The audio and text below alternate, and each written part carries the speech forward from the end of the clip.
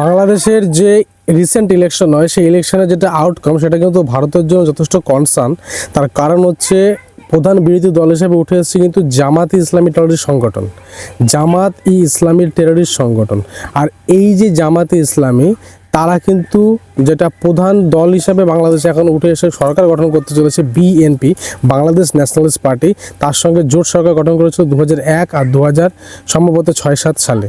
তো সেই সময় কিন্তু ভারতের সঙ্গে এই বাংলাদেশের তৎকালীন গভর্নমেন্টের সম্পর্ক ভালো ছিল না। তার কারণ হচ্ছে পাকিস্তানের যারা টেররিস্ট ছিল তারা কিন্তু বাংলাদেশের মাটি থেকে অপারেট করতো, আর সেই টেররিস্টগুলোকে কিন্তু সহযোগিতা করতো বা বাংলাদেশের মাটি থেকে অপারেট করার জন্য যে আশ্রয়, সেই আশ্রয় দিতে কিন্তু এই বিএনপি আর জামাতি ইসলামের যে জোট সরকার, সেই জোট সরকার।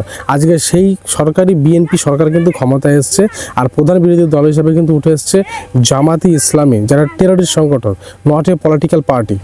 Bangladesh peoples demonstrate Jamaat Islam is a political party, but it is not a political party. It's a completely terrorist organizations.